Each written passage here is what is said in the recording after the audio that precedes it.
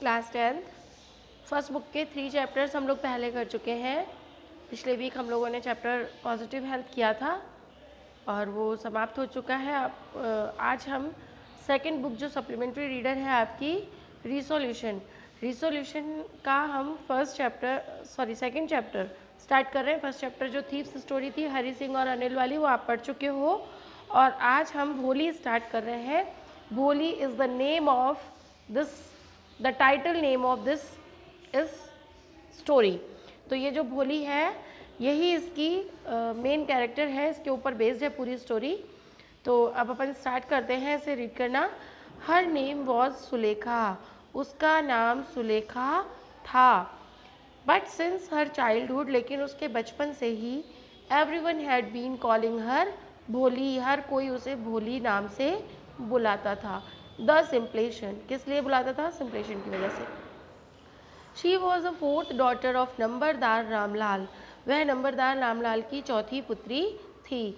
When she was 10 months old, जब वह 10 माह की थी, she had fallen off the cot on her head, वह अपनी चारपाई से सिर के बल गिर गई। सिर के बल गिरी यानी सिर नीचे और सिर पे ही सारी जो चोट थी वो आई।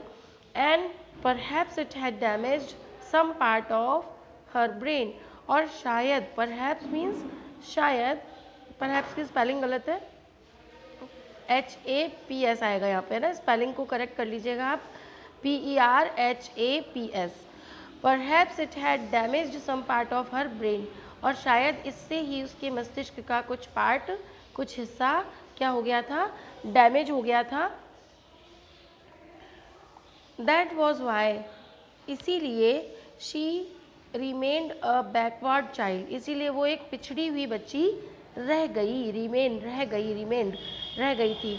And came to be known as भोली, और इसलिए उसे भोली नाम से जाना जाने लगा, द सिंपलेशन। ठीक है।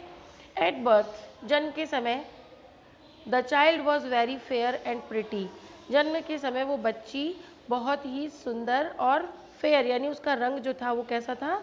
बड़ा ही साफ था और वो सुंदर थी, प्रिटी थी। But when she was 2 years old, लेकिन जब वह 2 साल की हुई, जब वह 2 वर्ष की हुई, she had an attack of small pox. Small pox होती है छोटी चेचक जिसे बोलते हैं, है ना, छोटी माता बोलते हैं जिसे, तो उसे चिकन पॉक्स निकल गई, स्मॉल पॉक्स हो गई। Only the eyes were saved, केवल आँखें बची थीं। But the entire body was permanently disfigured, बल्कि लेकिन पूरा शरीर कैसा हो गया? परमानेंटली डिसफिगर्ड हो गया, यानी आकृति जो है वो कैसी हो गई? बिगड़ गई। By deep black pock marks, गहरे गहरे काले पॉक मार्क्स यानी चेचक के निशान से। लिटिल सुलेखा, छोटी सुलेखा, कुड नॉट स्पीक, बोल नहीं सकती थी।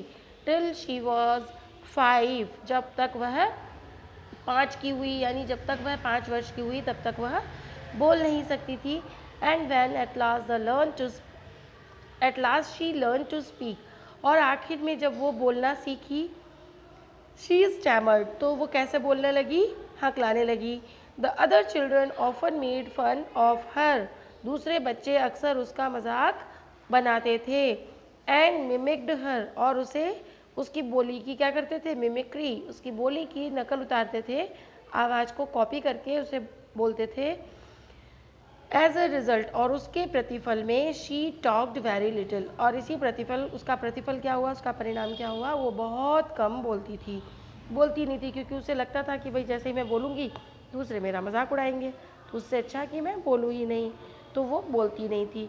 तो ये आपको यहाँ तक समझ में आया कि भाई जो बोली थी उसे छोटी सी उम्र में क्या निकल गई थी? चेचक निकली थी, और वो शायद सिर के बल गिर गई थी चारपाई से, तो इस वजह से उसके सिर का कुछ पार्ट ब्रेन का डैमेज हो गया। ये रीजंस बता रहे हैं। और फिर एक बार बहुत बुरी उसको स्मॉल पॉक्स का अटैक हुआ। स्मॉल पॉक्स का अटैक होने के बाद में उसका पूरी बॉडी जो थी, एंटायर बॉडी, एंटायर का सिमिलर वर्ड क्या हो जाएगा? Whole, WHOLE। क्या मतलब होता है होल का? संपूर्ण या पूरा। तो इस तरह से यहाँ तक स्टोरी आपको समझ में आई होगी। आगे देखते हैं। Ramlal had 7 children. अब देखिए पहले के ज़माने में होते ही थे 5-7 बच्चे, कोई बड़ी बात नहीं हुआ करती थी। रामलाल हैड 7 चिल्ड्रन, रामलाल के 7 बच्चे थे। 3 sons and 4 daughters, 3 पुत्र और 4 पुत्रियाँ। And the youngest of them, और उनमें से जो सबसे छोटी थी वॉज भोली। कौन थी? भोली थी। It was a prosperous farmer's household, यह एक समृद्ध किसान का घर था।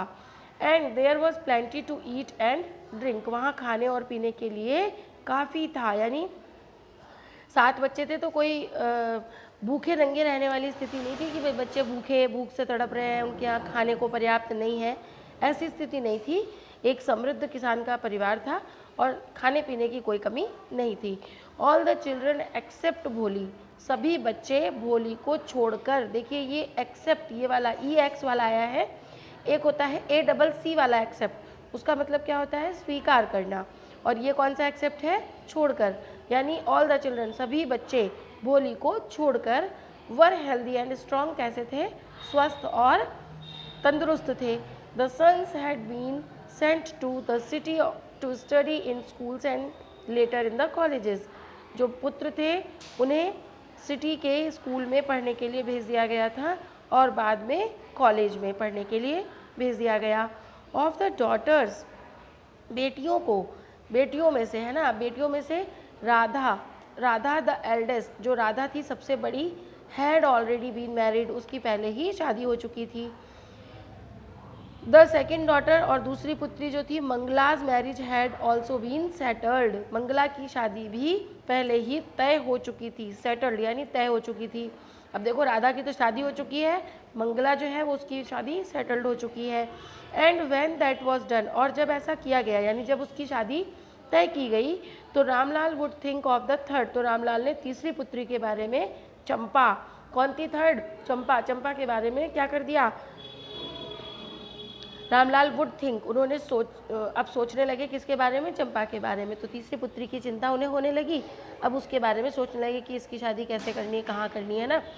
दे वर गुड लुकिंग, वे सब कैसी थी? देखने में सुंदर थी, गुड लुकिंग थी, हेल्दी थी, स्वस्थ थी, गर्ल्स है ना, healthy girls. And it was not difficult, इसलिए यह कठिन नहीं था, to find bridegrooms for them, इसलिए उनके लिए दूल्हा ढूंढना क्या नहीं था? कठिन नहीं था, क्योंकि वो देखने में भी सुंदर थी और उनके इंटेलिजेंसी भी थी, समझदार भी थी। तो इस प्रकार से उनकी जो शादियाँ थी, दूल्हा ढूंढना, ब्राइड ग्रूम्स मतलब दूल्हा और ब्राइड मतलब दुल्हन, तो उनके लिए दूल्हा ढूंढने में कोई डिफ़िकल्टी नहीं हुई। यहाँ तक आप रीड कीजिएगा, आगे नेक्स्ट वीडियो में हम पढ़ेंगे। Read carefully.